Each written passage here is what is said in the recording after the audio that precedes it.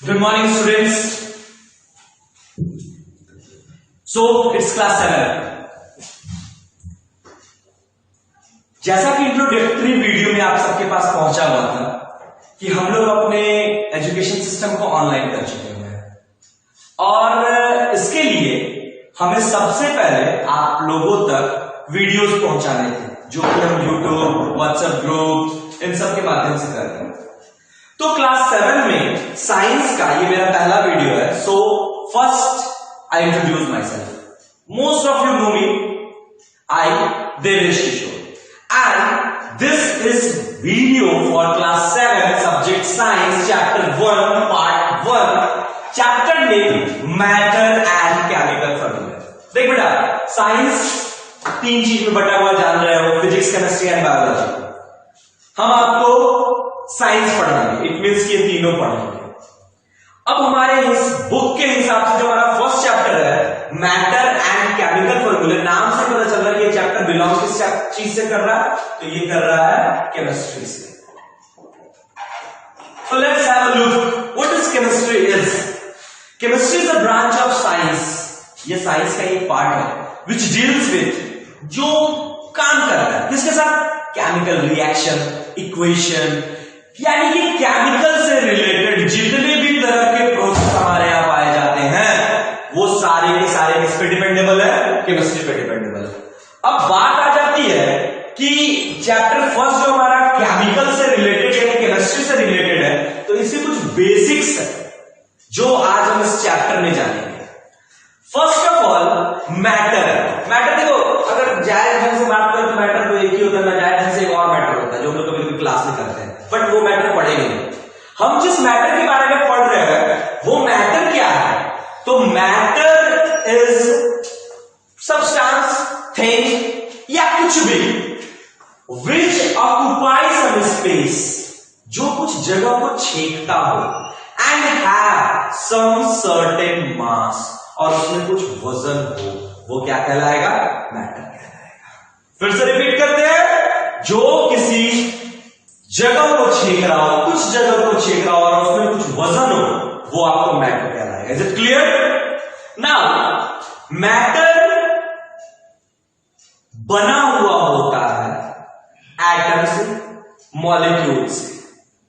Atom क्या होता है? द टाइनेस्ट पार्टिकल, सबसे छोटा से छोटा पार्टिकल, जिसको हम लोग उससे भी छोटे पार्टिकल को कहते हैं सब एटॉमिक पार्टिकल। सब एटॉमिक में बात में आते हैं द टाइनेस्ट पार्टिकल, वो सबसे छोटा कण यानी कि सूक्ष्म कण जो हमें खुली आंखों से न दिखाई दे, which we are not able to see with naked eye, we will have to use a microscope, highly powered microscope to see that substance known as atoms. एक ऐसा पार्टिकल जो हमें खुली आंखों से न दिखाई दे, जिसे देखने के लिए हमें हाईली मैग्नीफाइड माइक्रोस्कोप की जरूरत पड़े, वो एटम कहलाता है। अब एटम के पार्टिकल्स को भी तोड़ा गया है। रुदरफोर्ड नाम के साइंटिस्ट ने एटम का मॉडल बताया 10। हम एक पढ़ लेते, काफी है। उसने बताया एटम सबसे स्मॉलेस्ट पार्टिकल तो है, अकॉर्डिंग टू जनरल लैंग्वेज है, मगर उसके भी पार्ट हमारे एनवायरमेंट में पाए जाते हैं। किसके? एटम। और वो कहलाता है सब एटॉमिक पार्टिकल्स। देख, यही सब ध्यान देना है। पार्टिकल्स छूट गया, जानबूझ के कहीं पे कुछ छोड़ देते हैं, ठीक है ना? वीडियो को पॉज कर करके कमेंट बॉक्स में गलती लिखते जाएगा, नहीं तो व्हाट्सएप पे मैसेज करेगा, और अगर आप लोग से वो छूटा तो फिर तो मुलाकात होगी ही हमारी। खैर, सब एटॉमिक पार्टिकल्स एटम के स्मॉल पार्ट को कहते हैं, एटम से छोटे पार्ट को कहते हैं। ये 3 पार्ट में बटा हुआ है, यानी कि एक एटम में क्या क्या चीज हमको मिलेगा? एक इलेक्ट्रॉन मिलेगा, वो प्रोटॉन मिलेगा और न्यूट्रॉन मिलेगा। इलेक्ट्रॉन हमेशा निगेटिव चार्ज होता है, प्रोटॉन हमेशा पॉजिटिव चार्ज होता है, और न्यूट्रॉन हमेशा कोई चार्ज नहीं होता। नील बटा सन्नाटा, कुछ नहीं। क्यों? क्योंकि एटम में जितना नंबर ऑफ इलेक्ट्रॉन है उतना ही नंबर ऑफ प्रोटॉन है। लेट्स टेक एन एग्जांपल कि किसी एटम ए में इलेक्ट्रॉन भाई साहब है 5, प्रोटॉन बहन जी है 5। क्यों? क्योंकि number of electron is equal to number of proton. अब इलेक्ट्रॉन है तो माइनस साइन होगा, प्रोटॉन है तो प्लस साइन होगा, दोनों को जोड़ करके बनता है न्यूट्रॉन। तो +5 -5 0, तो न्यूट्रॉन क्या हो जाएगा? 0 हो जाएगा। और यही उस एटम का न्यूक्लियस कहलाता है। यही उस एटम का क्या कहलाता है? न्यूक्लियस कहलाता है। फिर से रिपीट करते हैं, इलेक्ट्रॉन क्या होता है? तो जो निगेटिवली चार्ज बॉडी होता है वो इलेक्ट्रॉन होता है, पॉजिटिवली चार्ज बॉडी होता है प्रोटॉन होता है, नन चार्ज, जीरो चार्ज, जिसपे कोई चार्ज ना हो वो न्यूट्रॉन होता है, यानी न्यूट्रल। और यही न्यूक्लियस कहलाता है। ऐसा क्यों होता है भाई कि न्यूट्रॉन जीरो होता है, नन चार्ज होता है? क्योंकि नंबर ऑफ इलेक्ट्रॉन और नंबर ऑफ प्रोटॉन दोनों इक्वल होते हैं, इसी वजह से, और दोनों को जोड़ करके बनता है हमारा न्यूट्रॉन। तो दोनों का जो एडिशन सम है वो लास्ट में 0 आ जाता है, यानी न्यूट्रॉन पे कोई भी चार्ज नहीं होता है। अब 2 या 2 से अधिक एटम को मिला दो तो वो बन जाता है molecule. When we add 2 or more than 2 atoms, then we consider to form a molecule. Is it clear to you all? इसमें कोई प्रॉब्लम है? नहीं। बुक को साथ में पलटते भी रहना। देखो टीचर्स जो होते हैं ना वो बुक के हेल्प से ही आपको पढ़ाते हैं। अब पढ़ाने को हम बहुत सी चले जाते हैं, बट बुक को जब देखते रहोगे ना तो पता चलता है सर ये टॉपिक आपका छूट गया, सर ये टॉपिक पढ़ा दिए थे पहले, ये टॉपिक सर बाद में पढ़ाना था, याद था सर बताए हुए थे। तो बुक्स को साथ में रखो तब वीडियोस पे जाओ। Now we will have to listen, learn and read about the substance. देख बच्चे सब्सटेंस क्या है, उससे पहले एक एग्जांपल पढ़ ले। अरे एग्जांपल तो बाद में पढ़ते हैं, इसका एग्जांपल कल खाली रख देते हैं, ठीक है? ये एग्जांपल दोनों खाली भरते हैं इसको जब हम एलिमेंट कहेंगे तब। क्या जरूरी है उससे देखो। अब देख यहां बात आ गया सब्सटेंस का। सब्सटेंस मतलब वस्तु जानते हो, तो मैटर से ही सब्सटेंस बनता है, यानी कि जितने भी आप मैटर देखते हो उसमें सब्सटेंस पाया जाता है। देख सब्सटेंस में मैटर नहीं पाया जाता है, मैटर में सब्सटेंस पाया जाता है। सिंपल शब्दों में समझो तो घर में आदमी होता है, आदमी में घर नहीं होता है। मेरे अंदर घर है या नहीं? घर के अंदर है। ठीक उसी तरह मैटर के अंदर में सब्सटेंस होता है, सब्सटेंस के अंदर में मैटर नहीं होता। हर मैटर के अंदर में सब्सटेंस ही आता है। सब्सटेंस 2 तरह के होते हैं, pure substance and mixture. Mixture को इम्प्योर भी कहा जाता है, लेकिन अच्छा नहीं लगता किसी को अशुद्ध बताना, फिर दिक्कत हो जाता है। तो प्योर सब्सटेंस को शुद्ध और अशुद्ध में नहीं बांटते, मतलब प्योर है गंगा जल की तरह नहीं। प्योर मीन्स उसमें रेसिस्ट नहीं है, उसमें मिलावट नहीं है, वो एक कंपोनेंट से ही बना हुआ है। Is it clear? और मिक्सचर 2 या 2 से अधिक कंपोनेंट से बना हुआ है। प्योर सब्सटेंस को 2 भाग में बांटा गया। पहला भाग जो है आपका वो है एलिमेंट, और दूसरा भाग है आपका कंपाउंड। एलिमेंट को थोड़ा डीपली समझना।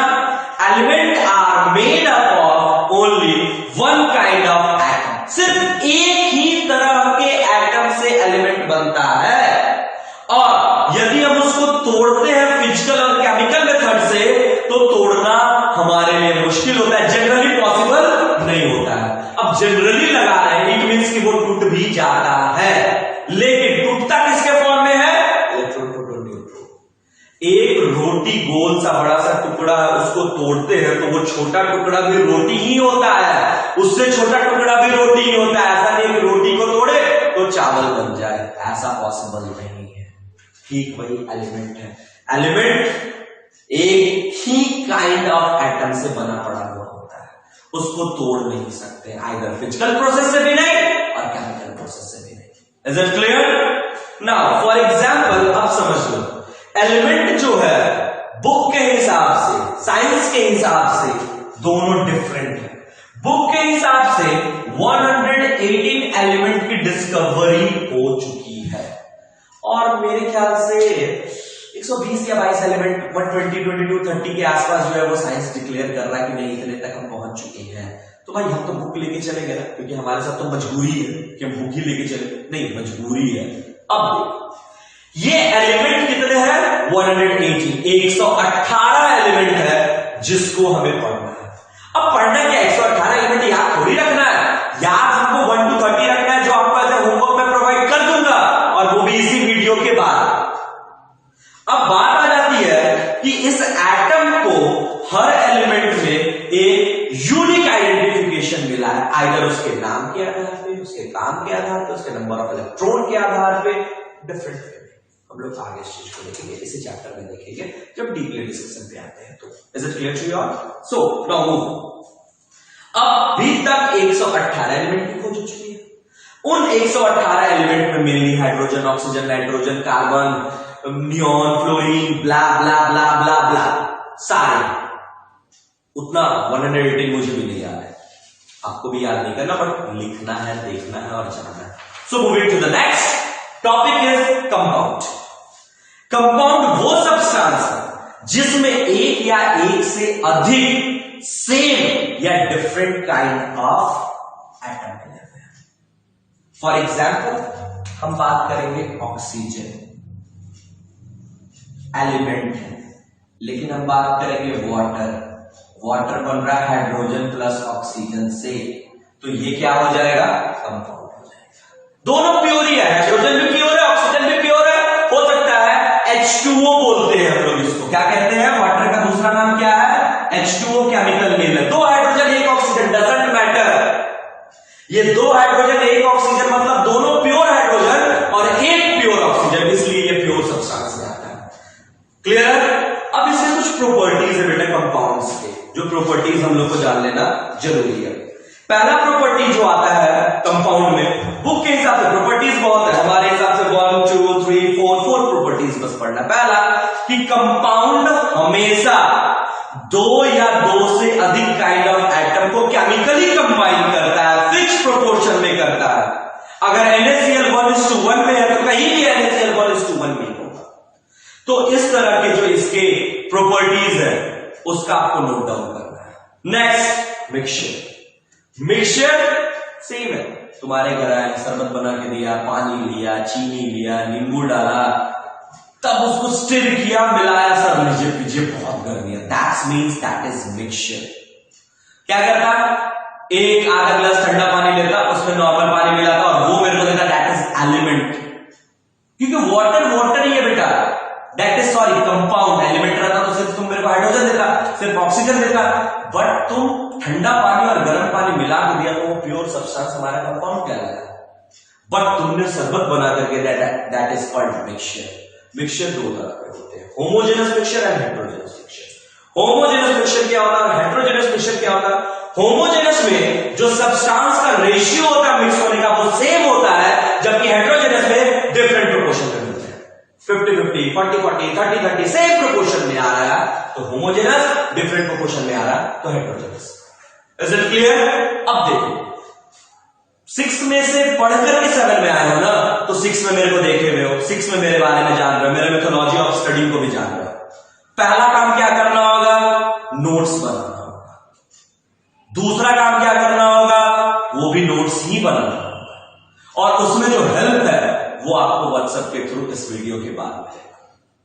अगर वीडियो में कहीं स्पेलिंग प्रॉब्लम है, शायद मेरे ख्याल से 2 जगह होना चाहिए, या कहीं कुछ ऐसा है जो मेरे से छूट रहा है, आपको उसको कॉपी में नोट करना है। क्योंकि आप कितना ध्यान से वीडियो को देख रहे हैं ये जानना मेरे लिए थोड़ा सा जरूरी नहीं, बहुत जरूरी है। या तो आप टाइम पास कर रहे हैं वीडियो देख के, या फिर आप एक्चुअल में पढ़ाई कर रहे हैं। इसके लिए you will have to find out minimum 2 mistakes in this video. अब कहां हम रुक गए वो मिस्टेक नहीं है, कहां हम गलती बोल दिए वो मिस्टेक है, और अगर उस गलती को खुद सुधार लिए तो वो मिस्टेक नहीं है।